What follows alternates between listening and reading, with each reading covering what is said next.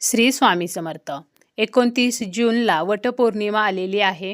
वटपौर्णिमा ही ज्येष्ठ पौर्णिमेला साजरी केली जाते. या दिवशी सौभाग्यवती स्त्रिया वटसावित्रीचे व्रत करतात, उपवास करतात. वडाच्या झाडाची पूजा केली जाते. पतीच्या दीर्घायुष्यासाठी, अखंड सौभाग्यासाठी, सुखी वैवाहिक जीवनासाठी वटपौर्णिमेचे व्रत केले जाते. परंतु प्रत्येकीला बाहेर जाऊन प्रत्यक्ष वडाची पूजा करणे शक्य होईलच असे नाही. ज्यांचे लहान बाळ आहे किंवा ज्या गर्भवती आहेत किंवा ज्यांची तब्येत ठीक नाही, तर अशा महिला बाहेर दूर जाऊन वडाच्या झाडाची पूजा करू शकत नाहीत. जरी आपल्याला प्रत्यक्ष वडाच्या झाडाची पूजा करणे शक्य नसेल, तरी सुद्धा आपण घरच्या घरी सुद्धा वटपौर्णिमेची योग्य पद्धतीने पूजा करू शकतो. या पूजेचे आपल्याला संपूर्ण फळ मिळते. ही पूजा आपण कशी करायची आहे याची संपूर्ण माहिती आपण आजच्या या व्हिडिओमध्ये पाहणार आहोत.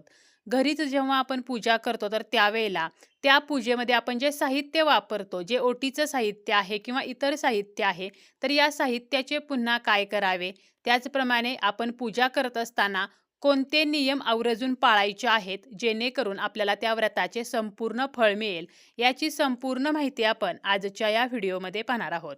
व्हिडिओला सुरुवात करण्या अगोदर तुम्ही जर चॅनलवरती नवीन असाल आणि पहिल्यांदाच माझे व्हिडिओ पाहत असाल, तर चॅनलला सबस्क्राईब करा. व्हिडिओ माहितीपूर्ण वाटला तर व्हिडिओला लाईक करा आणि हाईपसुद्धा नक्की द्या. बऱ्याच महिला वटपौर्णिमेच्या दिवशी वडाच्या झाडाची फांदी आणतात किंवा वडाचं रोप आणलं जातं आणि ते कुंडीमध्ये लावून त्या वडाच्या रोपाची किंवा फांदीची पूजा केली जाते. परंतु धर्मशास्त्रानुसार ही पूजा मान्य नाही. आपण जर वडाच्या फांदीची किंवा रोपाची पूजा करत असू, तर ही पूजा अपूर्ण राहते, आपल्याला त्या पूजेचे फळ मिळत नाही.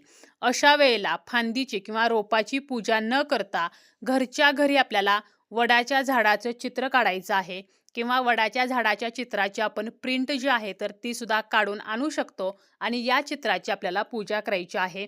वटपौर्णिमेच्या दिवशी सकाळी आपल्याला लवकर उठायचं आहे, स्नान करायचं आहे, स्वच्छ वस्त्र परिधान करायचं आहे.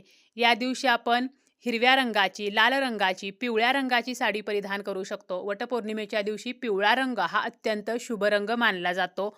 त्याचप्रमाणे इतर रंगाची सुद्धा साडी आपण परिधान करू शकतो. फक्त आपल्याला चुकूनही काळ्या रंगाची साडी किंवा पूर्ण पांढऱ्या रंगाची साडी नेसायची नाही.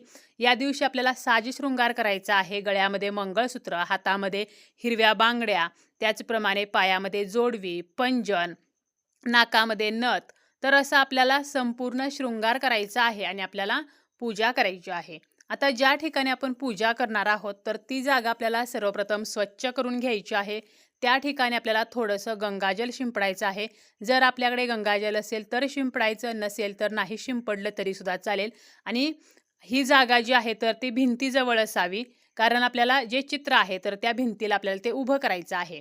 त्या ठिकाणी आपल्याला एक पाट किंवा चौरंग मांडायचा आहे. त्याभोवती छान रांगोळी काढायची आहे आणि सर्वप्रथम आपल्याला त्या पाठावरती एक दिवा प्रज्वलित करायचा आहे. त्या पाटावरती आपण एक पिवळ्या रंगाचं किंवा लाल रंगाचं वस्त्र सुद्धा अंथरू शकतो. त्यावरती आपल्याला तुपाचं किंवा तेलाचं निरंजन प्रज्वलित करायचं आहे. त्या दिव्याला हळदी, कुंकू, अक्षता, फूल अर्पण करून आपल्याला सर्वप्रथम दिव्याची म्हणजे अग्निदेवतेची पूजा करायची आहे. आणि जेव्हा आपण कोणतीही पूजा करतो त्यावेळेला आपल्याला बसायला आसन घ्यायचं आहे. आपल्याला स्वतःला अगोदर हळदी कुंकू लावून घ्यायचं आहे. दिव्याची पूजा झाल्यानंतर आपल्याला गणपतीची पूजा करायची आहे. गणपतीची मूर्ती आपण घेऊ शकतो किंवा सुपारी घ्यायची आहे. त्याला आपल्याला अभिषेक घालायचा आहे. अगदी आपण पाण्याचा किंवा पंचामृताचा अभिषेक करू शकतो. ती सुपारी सुद्धा एका बाजूला थोडेसे तांदूळ ठेवून त्यावरती ठेवायची आहे किंवा आपण गणपतीची मूर्ती ठेवू शकतो. त्याला आपल्याला हळदी, कुंकू, अक्षता, दुर्वा, जास्वंदीचं फूल अर्पण करून गणपतीची सुद्धा पूजा करायची आहे. आणि यानंतर आपल्याला वडाच्या चित्राची पूजा करायची आहे. जे वडाचं चित्र आहे तर त्यावरती आपल्याला फुलाच्या साह्यानं थोडंसं पाणी शिंपडायचं आहे. त्यानंतर या चित्रातील जो खोडाचा भाग आहे तर त्या ठिकाणी आपल्याला हळदी कुंकू लावायचं आहे.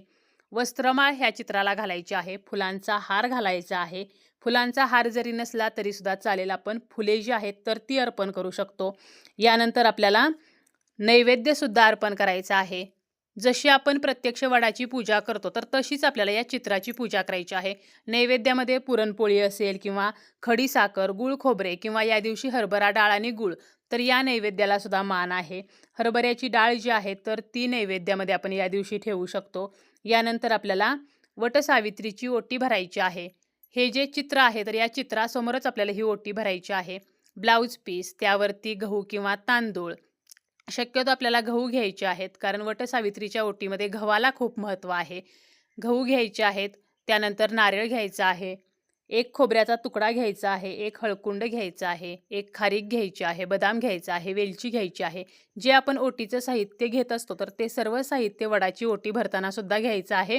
यामध्ये थोडीशी दक्षिणासुद्धा ठेवायची आहे.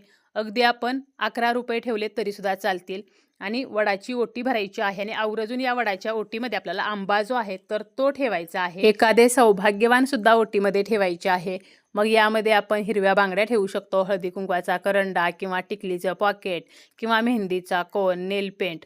तर अशी कोणतीही एक सौभाग्याची वस्तू सुद्धा आपल्याला या ओटीमध्ये ठेवायची आहे. म्हणजे वडाच्या झाडाला सौभाग्यवान अर्पण करायचं आहे. त्यानंतर धूप अगरबत्तीने त्या झाडाला आपल्याला ओवाळायचं आहे. आणि आपण वडाच्या झाडाला प्रत्यक्ष सुतधागा गुंडाळतो. आता जेव्हा आपण चित्राची पूजा करणार आहोत त्यावेळेला आपल्याला सुतधागा घ्यायचा आहे आणि आपल्या हाताच्या बोटांभोवती त्याचे 7 वेढे आपल्याला घालायचे आहेत आणि तसाच गोलाकार तो धागा जो आहे तर तो वडाचं जे आपण चित्रामध्ये झाड आहे तर त्याचं जे खोड आहे तर त्याला आपल्याला चिकट टेपने आपल्याला चिकटवायचा आहे.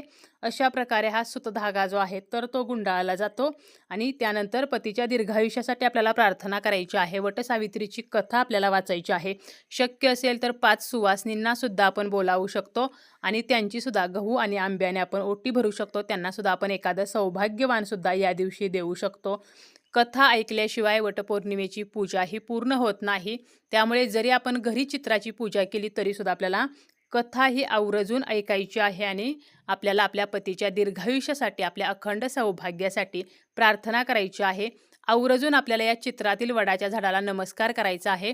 कारण जे वडाचं झाड आहे तर वडाच्या झाडामध्ये ब्रह्मा, विष्णू, महेश यांचा वास असतो. या त्रिदेवांचे आशीर्वाद प्राप्त करण्यासाठी आपल्याला नमस्कार करायचा आहे. आपण जेव्हा घरी पूजा करतो त्यावेळेला पूजेमध्ये जे साहित्य वापरलेलं आहे तर यातील जे साहित्य वापरण्यायोग्य आहे, जसं की आपण जी ओटी भरलेली आहे तर त्यामध्ये गहू असतात, ब्लाऊज पीस, नारळ. तर ही ओटी आपण स्वतः वापरू शकतो किंवा एखाद्या सौभाग्यवतीला बोलावून तिला हळदी कुंकू लावून ही ओटी दिली तरीसुद्धा चालेल. वडाचं जे चित्र आहे किंवा जो सुतधागा आपण पूजेमध्ये वापरलेला आहे, फुले वापरलेले आहेत तर याचं आपण पाण्यामध्ये विसर्जन करू शकतो किंवा एखाद्या झाडाखाली खड्डा काढून त्यामध्ये आपल्याला हे वडाचं चित्र असेल, सुतधागा असेल तर त्याचं विसर्जन करायचं आहे. तसेच या दिवशी आपण जेव्हा पूजा करतो त्यावेळेला ओल्या केसांनी पूजा करायची नाही. केसातून पाणी टिपकत असताना पूजा चुकूनही करू नये. तसेच दक्षिण दिशेला तोंड करून ही पूजा करू नये. महिलांनी आपल्या कपाळावरती चंदनाचा टिळा हा कधीही लावू नये. त्यामुळे चंदनाचा टिळा लावून ही पूजा करू नये, तर आपल्या कपाळावरती हळदी कुंकू लावून आपल्याला ही पूजा करायची आहे. त्याचप्रमाणे या दिवशी कोणत्याही प्रकारचा मांसाहार, तामसिक अन्नपदार्थ आपल्याला ग्रहण करायचे नाहीत. व्रताचे काही नियम आपल्याला पाळायचे आहेत. काळ्या रंगाचे वस्त्र किंवा चामड्याच्या वस्तू परिधान करून आपल्याला ही पूजा करायची नाही.